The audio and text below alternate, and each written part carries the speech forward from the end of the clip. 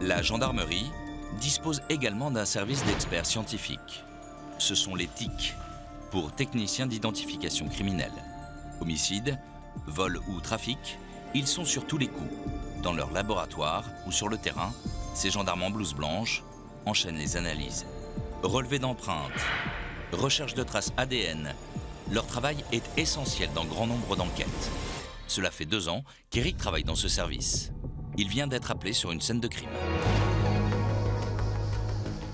Dans le sud du département, un drame vient d'avoir lieu. Dans ce gîte rural, un coup de feu est parti à la suite d'un conflit de voisinage. La victime est à l'hôpital entre la vie et la mort. Le mis en cause est en garde à vue. Donc là, on est sur les lieux des faits. Donc visiblement, on peut légitimement supposer que là où il y a la marque de sang, c'est là qu'il y a eu l'altercation.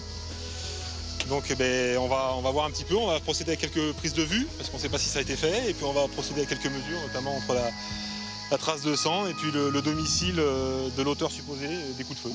On va voir un petit peu ce qu'il y en est. Un des premiers gendarmes arrivés sur les lieux explique les faits aux experts. Il y a une première altercation qui a eu lieu, a priori sur le coup de 4h30, 5h du matin. Le serveur du gîte est âgé de 23 ans. Pour faire plaisir aux clients, il improvise une petite fête au bord de la piscine. Mais à 5h du matin, le bruit dérange le voisin. L'homme sort de chez lui, décidé à mettre un terme aux nuisances sonores. Il y avait du bruit, donc le mise en cause est venu. Il a demandé donc, à la victime de faire moins de bruit.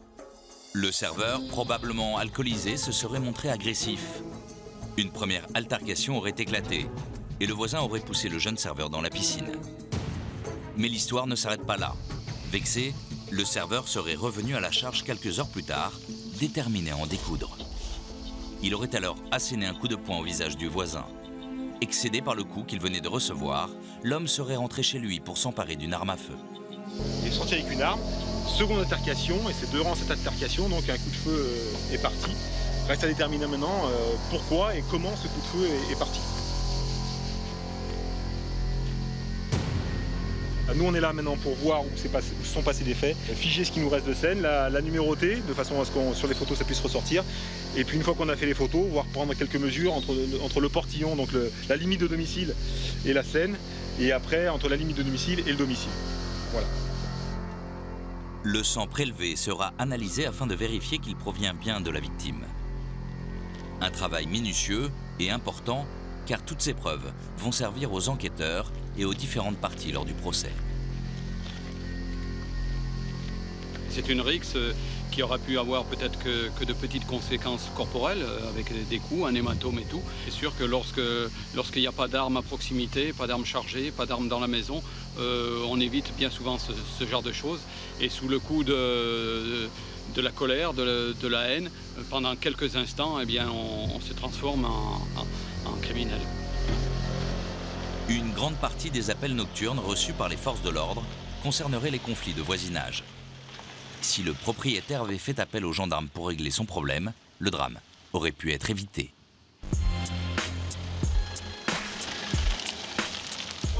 Pour Éric, il reste encore beaucoup à faire. Arrivés à la gendarmerie, les TIC poursuivent leurs expertises.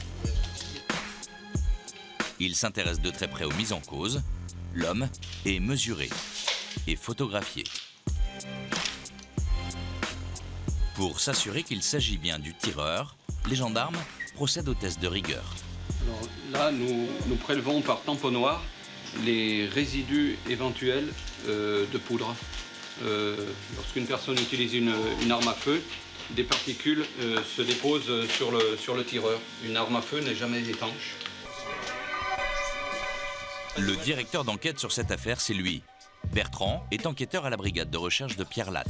Pour lui, si la déposition du mis en cause est exacte, cela peut tout changer. La victime aurait saisi le canon et donc, lui ayant le doigt sur la queue de détente, a déclenché le coup. Si cette version est plausible, ça veut dire que la victime tient le canon et recule pour lui arracher et à ce moment-là, déclenche le coup. Si par contre, la victime tient mais ne recule pas, ça veut dire que c'est la personne soupçonnée qui, elle, déclenche le coup. Et donc, à ce moment-là, l'intention de tirer, c'est plus du tout la même. C'est soit un accident, soit effectivement je tire pour tuer ou blesser. Et ça change le travail d'enquête? Ça change surtout la qualification de l'infraction et donc les répercussions vis-à-vis de la personne qui a tiré. Si le coup est parti tout seul, le mis en cause risque 15 ans de prison. Mais si l'homme a tiré, il s'agit d'une tentative de meurtre, un acte passible de 30 ans de prison.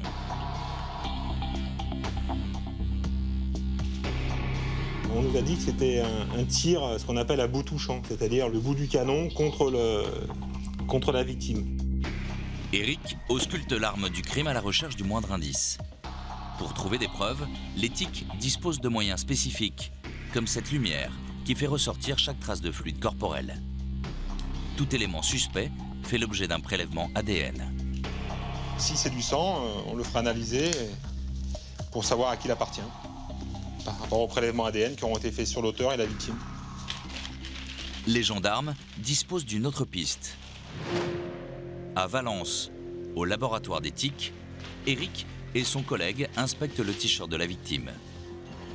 Ce qui les intéresse particulièrement, c'est la dimension du trou causé par le tir du fusil à pompe.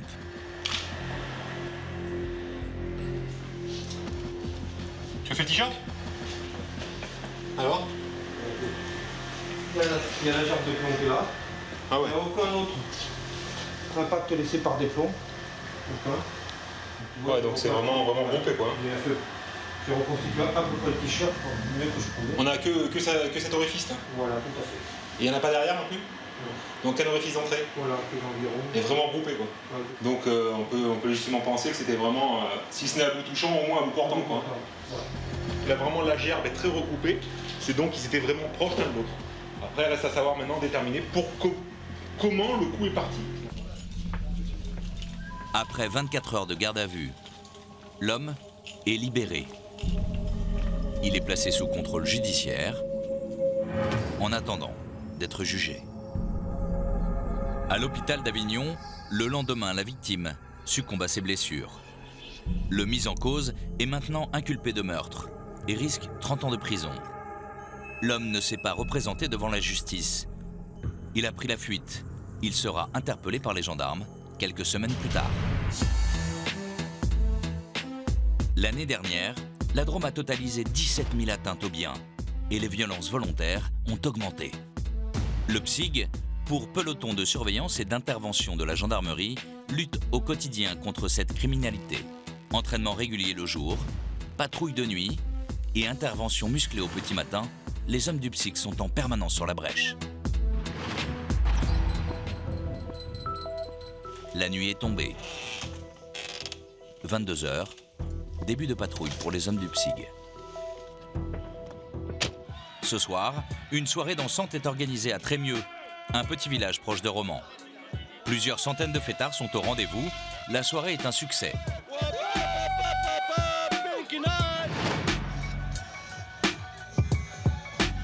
Pascal, l'adjudant-chef du PSIG, vient d'arriver en renfort pour sécuriser la fin de soirée.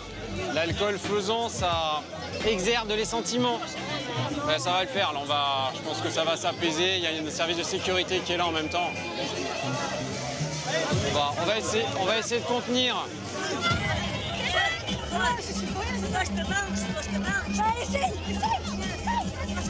Deux jeunes un peu trop excités sont sur le point d'en venir aux mains. Pascal cherche à tempérer la situation. Mais les esprits s'échauffent. Un peu partout, des échauffourées éclatent. On reste ensemble groupés. Pour que la soirée ne tourne pas à la bagarre générale, à plusieurs reprises, les gendarmes vont devoir s'interposer.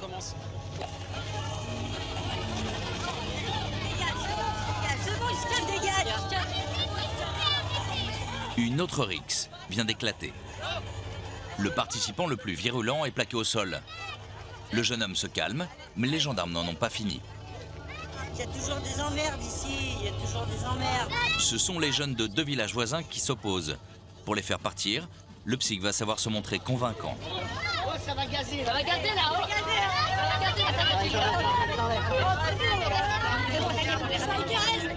Ça va bien se passer, on est là pour ça. Pour éviter qu'il y ait des soucis comme les années précédentes. On n'a jamais de soucis là. Ah, jamais. Je pense que c'est rentré dans l'ordre. Voilà, on va les accompagner gentiment, leur donner les bons conseils et ça va bien se terminer. Les soirées, c'est fait pour se détendre. Allez, au revoir. Au revoir. Allez. Les derniers fêtards profitent du calme retrouvé.